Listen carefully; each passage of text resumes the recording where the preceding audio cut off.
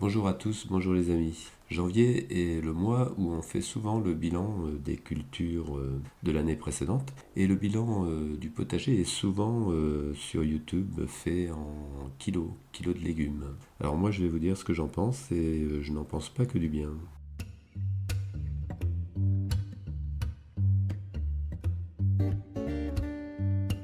Est-ce que ça a du sens de peser un cardon par exemple? Ça fait du poids un cardon, hein. On voit à côté des coquerets, est-ce que ça a du sens de peser des petits coquerets? Ça pèse pas grand-chose, mais c'est vraiment très bon. Et encore, est-ce que ça a du sens, par exemple, de peser des graines d'amarante? Parce que là, ça pèse encore moins lourd. Est-ce que ça a du sens? Est-ce que ça a du sens de peser un artichaut, par exemple? On évitera de peser les pucerons, hein, en plus. Mais dans un artichaut, on ne va pas manger grand-chose finalement. Alors, est-ce que ça a du sens de peser un artichaut? Est-ce que ça a du sens de peser des côtes de blettes, hein? Comparé à un cardon, une côte de blettes ne fera pas le poids, c'est évident. Chez moi, la culture de l'endive est vraiment anecdotique, hein. J'avais quelques pieds, donc j'ai mis ça dans un seau. Et donc, est-ce que ça a du sens de peser les quelques feuilles d'endive là qui vont pousser, d'autant qu'elles vont pousser plusieurs fois? Est-ce que vraiment ça a du sens, hein? Et puis, la chicorée pain de sucre, dont on voit les feuilles du centre ici, qu'est-ce qu'on va peser dans la chicorée pain de sucre? La chicorée entière, uniquement ce qu'on va manger après? On se pose des questions sur le sens du pesage de la chicorée pain de sucre aussi.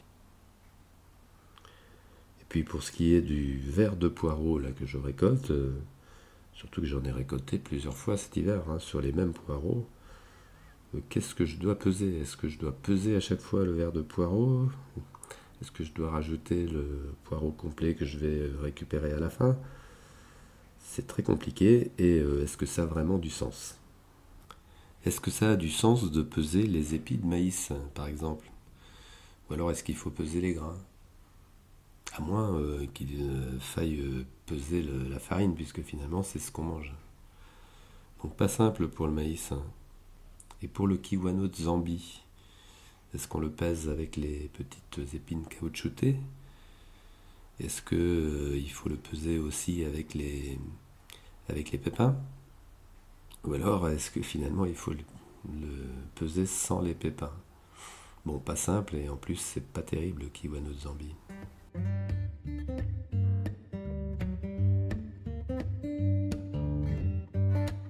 Question de point de vue, parce que par exemple si vous êtes un maraîcher, vous allez être intéressé par le nombre de kilos, mais surtout par le prix au kilo. C'est ça qui va faire que votre activité économique va être intéressante ou pas. Et par exemple, vous allez préférer faire des pommes de terre primeurs qui vont rapporter davantage que des pommes de terre de conservation. Imaginons que moi qui ai un rendement sur 2 mètres carrés de 10 kilos à peu près de pommes de terre, je fasse ça sur l'ensemble de mon potager, sur 40 mètres carrés, on va avoir 200 kilos de patates. Donc je pourrais dire, voilà, mon potager, il est productif, il donne 200 kilos de patates. Sauf que je prends le risque de faire une seule culture. Et si par exemple il y a du mildiou, eh bien, il risque de m'arriver ce qui était arrivé aux Irlandais avec la famine suite au mildiou. En fait, c'était pas vraiment à cause du mildiou, c'était parce que les Anglais ne leur laissaient le choix que de manger des patates et ils récupéraient le reste. Petit détail historique. Mais dans une logique de maraîcher qui recherche à optimiser sa production, j'aurais plutôt intérêt à faire du yacon, de la poire de terre, hein. Moi, sur 1 mètre carré, j'ai réussi à en avoir 9 kilos. Alors, sur 40 mètres carrés, là, on arrive à 360 kilos. Et en général, le yacon se vend plus cher que la pomme de terre. Maintenant, si vous devez manger tout l'hiver du yacon, attention, flatulence.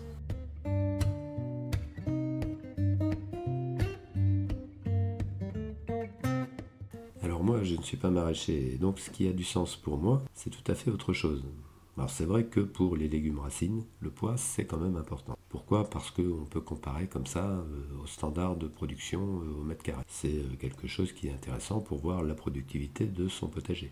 Les légumes racines, ça a donc du sens de les peser, mais à condition de ne pas extrapoler à l'ensemble du potager, comme j'ai fait tout à l'heure entre les pommes de terre et les yacons. On voit bien qu'on aboutit à des choses très très différentes. Non simplement on va avoir des légumes racines suivant les légumes que l'on aime, on va en faire plus ou moins.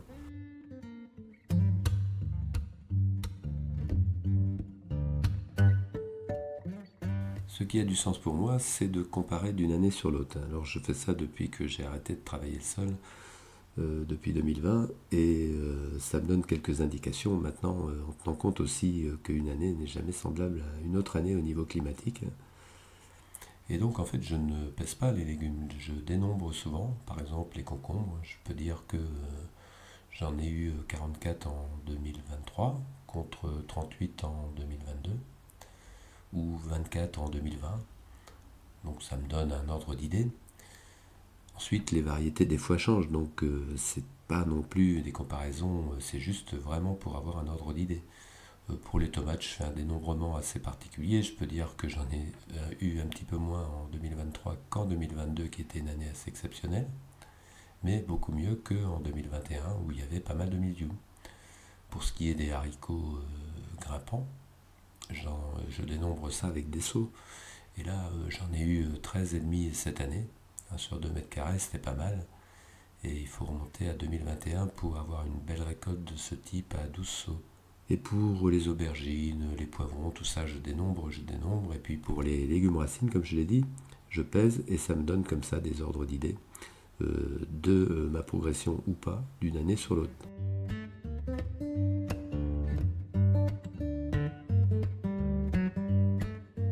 Et comme ça, je sais que j'ai eu moins de patates douces en 2023 qu'en 2022. Je sais également que les pommes de terre primeur 2023, bien comme je les ai ratées, c'est simple, il y a eu 9 kilos en moins sur les pommes de terre primeur. Il y a des légumes comme les salades où l'intérêt ce n'est pas de sortir en une semaine comme le ferait un maraîcher toute une ligne de Batavia, 80 Batavia, je ne saurais pas quoi en faire. Par contre l'intérêt dans mon cas c'est plutôt d'avoir de la salade un petit peu toute l'année. Et il y a comme ça des légumes feuilles, c'est intéressant de les avoir un petit peu tout le temps. Et donc on ne raisonne pas du tout de la même façon. On ne raisonne pas en poids, on raisonne plutôt en diversité. Il faut toujours avoir de la variété dans son petit potager.